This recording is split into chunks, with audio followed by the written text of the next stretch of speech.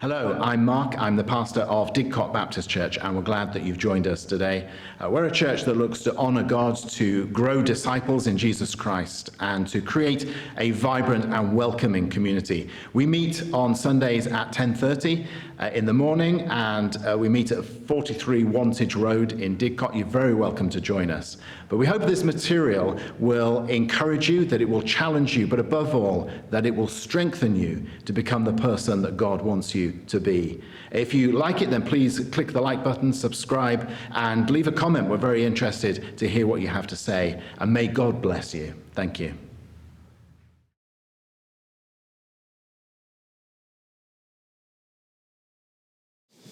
Thank you, Carol. My name is Alistair. I'm one of the elders here, and I have a kind of problem this morning, in that about 3 weeks ago I had a cataract operation in one eye, and in another couple of weeks I'll have a cataract operation in the other eye, and right at the moment my sight and my brain are pretty confused. And the glasses I'm wearing are an old pair of glasses, and they were the best compromise, but they don't work too well with the eye that hasn't been touched, and they don't work at all with the one that has. And so what I'm really getting to saying is I will have a problem reading my notes.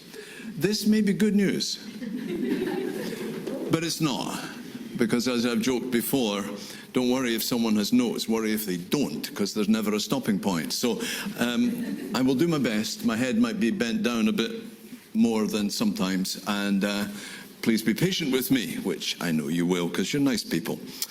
Anyway, Joshua chapter 1. Let me begin this way, though. I worked down the road at Baptist House for 12 years as General Director of what is now BMS World Mission, the job that Sang does now.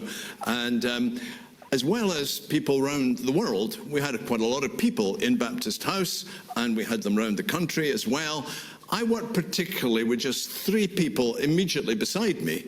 There was a secretary to the board, there was a researcher, and there was the person who was my PA, my personal assistant. I seem to have more than one personal assistant during my time there, and you can read into that whatever you like. But one of them, Julie, was just pure dead brilliant. She was great.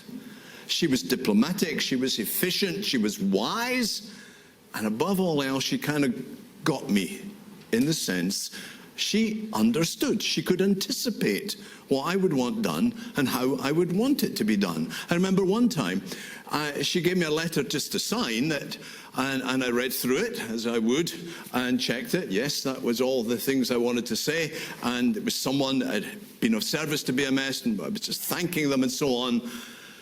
And as I signed it, I had a thought. I don't remember writing that letter. And I went out to her and I said, I don't remember writing this. She said, you didn't.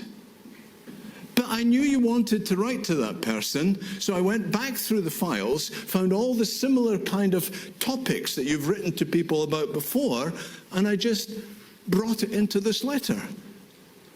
I wouldn't easily have known I didn't write it, but she got it. She got me, and she wrote it perfectly. She was great. Joshua was something like that for Moses, a person who understood him, knew what he was doing, identified with what he was doing, and was absolutely at Moses' right hand. And we're going to read now about how Joshua's ministry as leader of the people begins. That's what Joshua chapter 1 was about. Moses was a hard act to follow. He had been a great leader for the Israelites. He brought them out of slavery in Egypt. He led them in very remarkable ways, which included helping them across a sea by parting the waters. Well, God did the parting, but Moses was the leader for that time. He was the one to whom God gave the 10 Commandments and led them eventually, long number of years, but brought them right to the very border of the land that God had promised to his people from the days of Abraham. And alongside him for almost all that time was Joshua. And here in chapter 1 of Joshua, he's referred to as Moses' assistant. I don't like that word, really. Other translations don't help me an awful lot more. One translation uses the word he was Moses' helper. Another says he was Moses' minister. Another one says he was Moses' aide. Another one says he was Moses' servant. Those words are not wrong. I just don't think they really capture how close Joshua was to Moses, the depth of the relationship, and even how close Joshua was spiritually for Moses. When Moses went up the mountain to receive the tablets of stone with the 10 Commandments written on, the only person that Moses took with him any distance up that mountain was Joshua. The elders, because elders, well, who are they? The elders of Israel were left at the foot of the mountain, but not Joshua. He went up the mountain with Moses. And it's significant that at one point, actually, Moses gave Joshua that name, because he wasn't Joshua up until that change came. Originally, and my pronunciation isn't very good, but he was Hoshea, which means salvation or deliverance. But Moses added to the name Hoshea, the sacred name for God, Yahweh, and so the young man became Yehoshua, Joshua, which means Yahweh saves or delivers. For Moses, Joshua was a man in whom God dwelled. He was his helper, but oh my, so much more than just a helper to Moses. But now Moses has died. The last chapters of the book preceding Deuteronomy describes all that time. Moses had made serious mistakes during all the years he led the people. He was not a perfect leader by any means.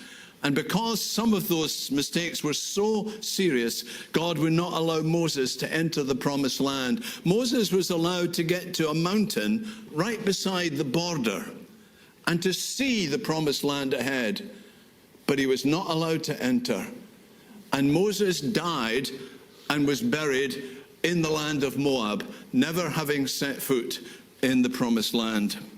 The book of Joshua then begins by recording the death of Moses, and God telling Joshua he will now be the one to lead the people over the Jordan River and enter the land that God had promised to them. Friends, you'll be delighted to know this is not a 3-point sermon. It's a 5-point sermon. I have 5 lessons from us. You'll get home in time for supper. I have 5 lessons for us from this first chapter of the book of Joshua. Let me see if I can bring this one up. There you go. First one. God may put daunting tasks before us. And there are several reasons why Joshua was bound to find his role as leader daunting, find it very difficult. For one thing, Joshua would almost certainly have a level of self-doubt.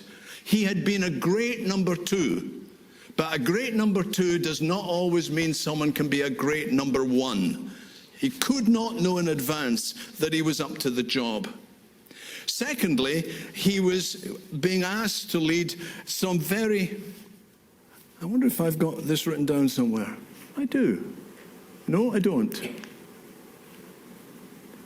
Sorry, I don't have it written down. Beg your pardon. He was being asked to lead a very unreliable people. During the years, he'd seen how frightened, how cowardly, and how rebellious the people had been. That's why they'd wandered around for 40 years, in order that the generation which left Egypt would die off. The people had been so faithless, they too were not being allowed to enter the promised land. Hence the wanderings for all these years. So those folks passed away. Joshua was now being asked still to leave people who were not easy to lead. And number 3, he's also now being asked to lead a younger generation. They were inexperienced people. They were not ones who had a whole background of understanding even who they were as a people and what was being promised to them. They're the younger generation, no track record of success, little understanding of the mission before them. And fourthly, he could not be sure that they would fully accept his leadership. especially when hard times came. That's how it had been for Moses. Whenever the tough times came, the people said, it would have been better if you'd left us in Egypt. Maybe we should go back to Egypt now and be slaves there again. They gave Moses no end of problems. So Joshua knew he'd taken on a very hard task. Life was going to be difficult for him. Friends, you may be one of these Christians, but many Christians think that if you're in the will of God, then the path before you will be easy. It will be straightforward. God will remove every obstacle that is before you. Not true. It can be daunting, scary, and we can be riddled with a fear of failure, and yet still be in the will of God. I've talked before, probably too often, about how God did remarkable things in the life of the church in Aberdeen when I was a minister some years back. And God certainly did.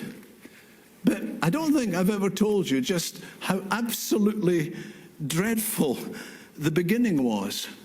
Shortly before we were to move north to Aberdeen, my back kind of collapsed. It just kind of fell apart a little bit. Apparently I've got 3 slip discs, nothing more than that. That was enough.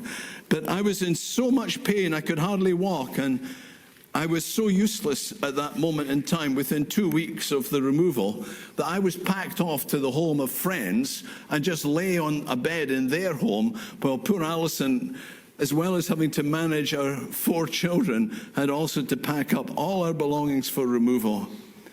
And around that time, we also learned that the house we had bought in Aberdeen, although that wasn't legally closed and all that technical stuff, but it had flooded. No one had made the house secure, and it was December, and December in Aberdeen is pretty cold. And the pipes had burst up in the attic because no one had switched the water off, and it had flooded across the ceilings upstairs, came right through, brought them down, flooded across the floors and into the ceilings down below, and brought some of that down. The house was in a total mess. So we couldn't possibly move and go and live in it. Some good people from the church in Aberdeen loaned us their tiny home for months, and it was tiny. One of our children had to sleep on the floor. There was just no one else for him. And I was also lying on a floor, because back in those days, lying on a floor or a board was supposed to help your back. It was actually torture. But eventually a hospital consultant visited me. He sat on the bed, I was on the floor, and he took pity on me and he admitted me into hospital. And all this time, the church which I was going to, I already knew this when I was going, but it was in a mess. The preceding minister, the previous minister, had left with a woman who was not his wife. That does throw a church into quite a cauldron of accusations and so on. The leaders were also divided about charismatic issues related to the Holy Spirit. Unsurprisingly, numbers were declining. When I actually got hold of a membership list eventually, I found that 1 or 2 had been dead for about 4 years, but they were still counted. But numbers overall were declining. I was now lying in hospital, and this was the chaos, as it were, all around me. Actually, none of that I've told you yet was my worst moment. As I lay in that hospital, I received a letter from one of the most important members of the church, which I'd left behind in the town of Livingston. I'd left that church and with good people, and one of them had sent me a letter. How nice of her. And she expressed her sympathy. And then she wrote, "Could it be that the sickness you're experiencing now is God telling you that you've stepped out of his will by leaving us and going to Aberdeen?" That was cruel, and it sure hurt. Those days were terrible for us. And yet, not once did Alison or I believe we'd stepped out of God's will. God had called us to a new work. We'd always known how hard the task would be in the life of the church. We just didn't know about the hospital and all that kind of thing. But at least I came through that. I was about 3 months after we'd moved before I was actually able to get on and do the ministry properly. There were many, many struggles, but God did do remarkable things. Whatever is before you, whatever ordinary things of life, whatever big changes in life, they may seem daunting, it may seem impossible. That can never work, and you may well want to give up. Joshua could easily have given up without ever starting, and he would have been very wrong to do that. And despite your fears, your sense of inadequacy, your inexperience, and know how great the challenge is before you, do not be afraid to go forward. Secondly, we can get the right slide now. Yes, serving God requires strength and courage. Just before he died, Moses gave an important message to all the people. Deuteronomy chapter 31 and verse 6. Be strong and bold. Have no fear or dread of them. He means the tribes that might attack. Have no fear or dread of them, because it is the Lord your God who goes with you. He will not fail you or forsake you. Now that's God's message through Moses to all of the Israelites. But now here in the book of Joshua, and personal for Joshua to the brand new leader, the same message comes through. And it comes not once, but over and over. Verse 6, be strong and courageous, for you shall put this people in possession of the land I swore to their ancestors to give them. Verse 7, only be strong and very courageous, being careful to act in accordance with all the law. Be strong and courageous, verse 9. Do not be frightened or dismayed. The Lord your God is with you wherever you go. And verse 18, only be strong and courageous. You ever found that sometimes that with children, you do need to repeat a command or something? Maybe it's time for dinner, and you shout, it's dinner time. Maybe they're upstairs playing or something. It's dinner time. Coming is the voice from upstairs, but they don't come. You shout again, come on, dinner's nearly on the table. Coming. Nothing. And again, you say, it's now. Coming. Still not. So you end up saying, stop coming, just come. And maybe. See, some people have a problem believing that what you say first is something you really mean, and therefore you have to repeat and repeat and repeat until the truth sinks in. And this feels kind of like that. The task before Joshua is so enormous, so difficult, that over and over he has to be told, Joshua, be strong. Joshua, be courageous. Strong almost certainly means inner strength. That determination, that resoluteness, that willingness to suffer, to persevere no matter what. And courageous is never about an absence of fear, but the will to press forward no matter how impossible or hard the task. And we should note there's only one reason that Joshua could ever be strong and courageous. How he could have that strength, how he could have that resolution to go forward. And it's yet another repeated message from God. Verse 5, as I was with Moses, so I will be with you, Joshua. I will not fail you or forsake you. In verse 9, do not be frightened or dismayed. The Lord your God is with you wherever you go. You need to know that too. The presence of God and the power of God gives you courage for almost anything. When I was in my early 20s, I was part of a small Christian mission team in a really run-down, bad, poor, impoverished, disadvantaged housing estate near Glasgow. People there were, on the whole, in difficult circumstances, and they were also terrorized by the gangs that controlled that particular housing estate. One of the leaders of one of the gangs proudly showed off to us a giant bunch of car keys. In the days we had car keys, a giant bunch of car keys which he used to steal cars Most of the gang carried knives. No one was allowed to oppose them. The minister of the church that our team was working with during that mission time, he had got on the wrong side of a gang, and he sent his whole family, his wife and children, away to stay with relatives for a while. He was so frightened for what might come next. What came next was that the house was firebombed, albeit thankfully not the biggest of bombs, because it managed to fit through his letterbox, but it set that part of the house on fire. Another team member and I, during that mission, we were sleeping on the floor of just a small room in the church building, and in the middle of the night we realized somebody was breaking in through the window of the room where we were sleeping. It was one of the gang members. He was looking for a girl. I'm very disappointed to find two guys in this room. It was scary. I was frightened. But two things helped me. One were the letters from a young lady back then in my early 20s I befriended. She was somewhere away in the south of England being a midwife for sheep. She was delivering lambs on a farm. Her name was Alison, and she encouraged and strengthened me then, and has done so for over 50 years since.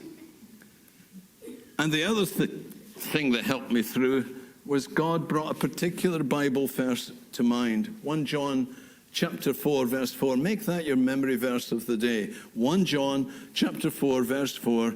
The one who is in you is greater than the one who is in the world. The God who inhabited me, the God who dwelt within me, he was greater than the devil, greater than any evil power or gang members, greater than the discouragements of witnessing for the gospel in a very godless place. He would protect me. He would enable me to do everything he'd ever planned for my life. I've never forgotten that verse.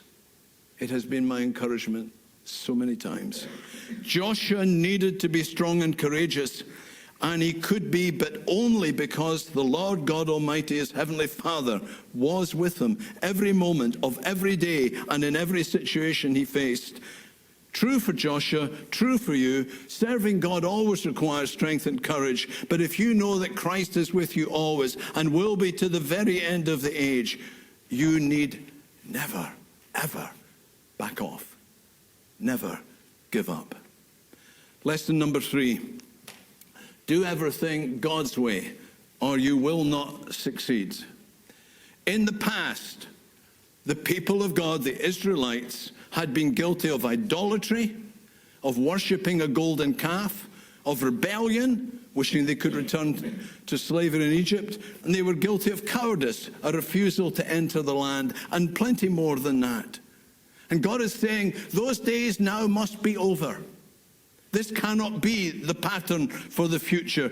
If you're going to move forward, you can only do it if you're going to live out what it means to be one of my people. Only then will I be able to bless you. So we get verses 7 and 8. Only be strong and very courageous, being careful to act in accordance with all the law that my servant Moses commanded you. Do not turn from it to the right hand or to the left, so that you may be successful wherever you go. The book of the law shall not depart out of your mouth, meaning you will speak of it all the time. You shall meditate on it day and night. You will study it. You will know it thoroughly, so that you may be careful to act in accordance with all that is written in it. For then you shall make your way prosperous, and you shall be successful. So verse 7 there is commanding no deviation from God's will. Verse 8 is commands dedication to doing God's will. The recipe for success. Now, just 2 quick points of clarification. The word meditation kind of means something different for us now than it would have meant back then, because we've been so influenced by Eastern mystic religions, and that's not what's being meant here. Meditation is focused on God, God himself, God's works, God's law. And meditation was something that lived inside your mouth, as it were. You proclaimed the things of God so others could hear and benefit. And I'm not saying we should be walking down Didcot Broadway today shouting about God, because I really doubt that will help anyone. But it does mean constantly speaking about the things of God, whether it's in witnessing with a non-Christian, whether it's with your fellow Christians. And this thing about prospering, about prosperity, I have no time whatsoever with what is called the prosperity gospel. The idea that if you're faithful, God will make you rich, literally rich, wealthy. That makes no sense to me. Doesn't match with the fact that many New Testament Christians were very faithful, and they were also very poor. In any case, the Old Testament references to prosperity have very little to do with finance, but everything to do with going about having success, living out what God has asked you to do.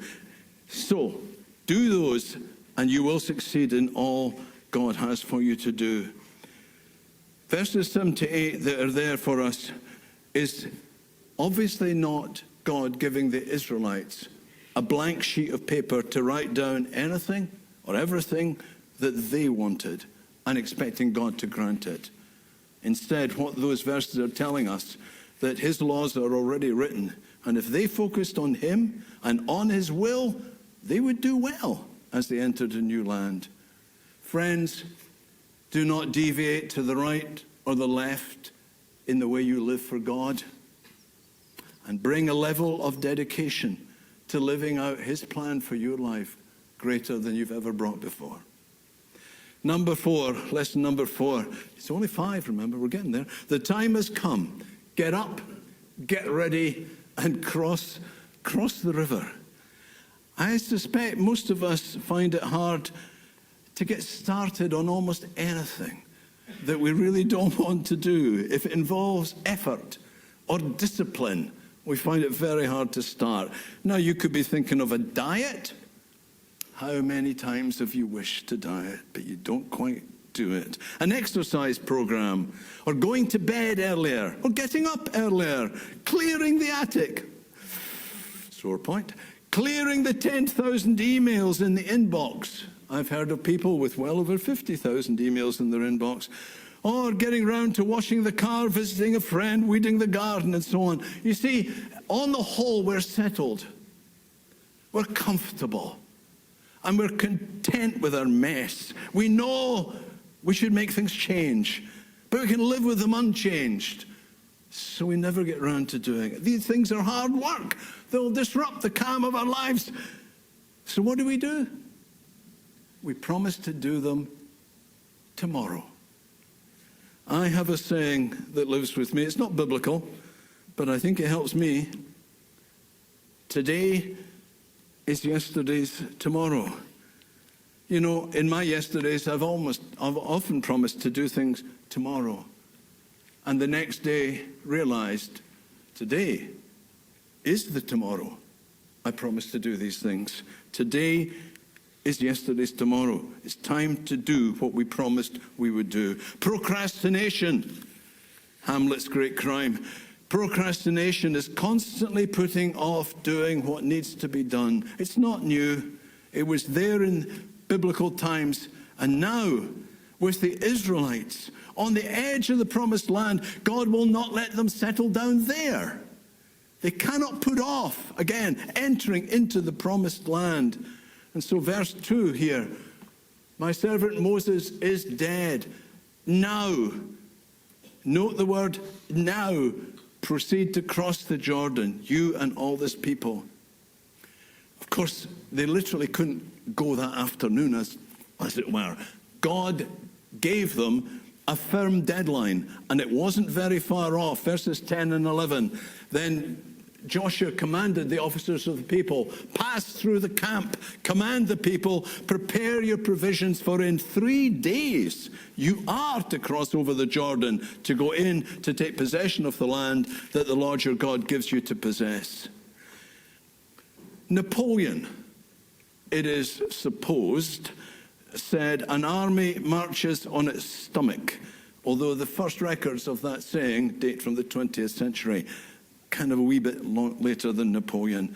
An army marches on its stomach. You've got to feed the army or it can't march. Well, that message was true back in Joshua's time. The officials had to tell the people, get your supplies together, get your food, your provisions in particular, as well as all their other belongings. Pack today so you can move on the third day. And here's the only thing I want to say about this here. Sometimes we're not clear what God wants us to do, the changes we should be making in our lives, the direction our lives should take. But when God does make it clear, get up, get ready, and move. You know, if a drill sergeant shouts, "Attention!" and soldiers are still standing at ease, chatting, that's not delay. It's disobedience. And when God makes change in our lives clear, we must get up, get ready, and move, because anything less than the action is disobedience. And so we get to number 5, solidarity among the people of God. The final verses of chapter 2, that's verses 12 to 18, they can be a little hard to understand unless you know a little background. And I mean just a little background. And the explanation lies in verses 12 and 13 there. To the Reubenites, the Gadites, and the half-tribe of Manasseh, Joshua said, remember the word that Moses, the servant of the Lord, commanded you, saying, the Lord your God is providing you a place of rest and will give you this land. Now, this land, for these people, this 2.5 tribes, was east of the Jordan. It's where they already were. They were allowed to settle there. They don't need now to move west, which would take them across the Jordan into the rest of the land. These 2.5 tribes, they're already in the land allocated to them. And Joshua is going to honor that. But not for all of them. He needs the fighting men. But all the warriors among you shall cross over armed before your kindred and shall help them. The men must come with Joshua and fight with the rest of the people. In fact, the word before in that sentence means right in the front. You're going to be the, what's the right term? The advanced troops. You're going to be the ones. What's the word? Vanguard. Thank you. You'll be in the vanguard. You will be the ones in the front of the battle. And only after everyone is settled in the new land can these men folk return to join their wives and their children. And the men of those 2.5 tribes didn't hesitate. Verses is actually 16 and 17. They answered Joshua, all that you've commanded us, we will do. Wherever you send us, we will go. Just as we obeyed Moses in all things, so we will obey you. And that response actually is very remarkable. They had reached the land that was promised to them. They could have claimed an entitlement to settle there. It's not their job to go further. They let the rest of the Israelites cross the river and fight for the land beyond. But that is not their response. Their response is a version of all for one and one for all.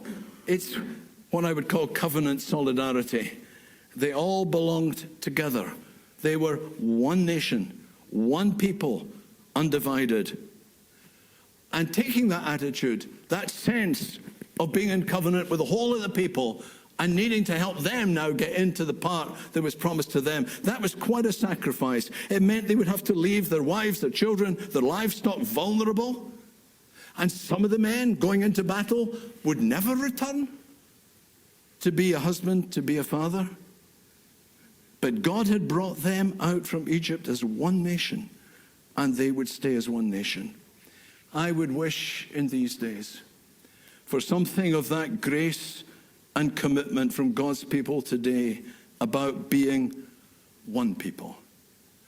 Those years of ministry for me, church ministry and me, were in Scotland, of course, and Baptists in Scotland have a capacity to divide over so many things. It's a highly nurtured and developed gift over many years. One of the fights was about whether women could be ministers. And when that was being debated, there was cries for people to resign if they believed this was right. By the way, it was passed. It did happen. But people were very, very divided over it. The idea that Baptists could belong to groups where Catholics were also members. Deep-seated, very hostile prejudices, some of them carried over from Northern Ireland, were behind what was said in those times. Even in individual churches, which I've been part of, there were church leaders who could not let go of decisions with which they disagreed. Sometimes disagreements like that had a bad or good effect, depending on how you looked at it. I did look at the origins of many of the Baptist churches, and many of them owed their origins to a split in an original church. Half the people had walked out and formed another church. Is that good? Is that bad? I think it's both. Because in a sense, church has spread. But the idea that Christians could not live together, could not work together and find a way forward together, that's very sad and actually quite bad. It's not good. Because it doesn't make God's work stronger. And I don't know about you, but I suppose all of us find it hard to accept what we don't like, or what even we don't believe is right. But sometimes the unity of the body is so important. That's exactly what we must do. Let the church seek the mind of Christ, and those who differ come to terms, be at peace, that the church needs to stay as one.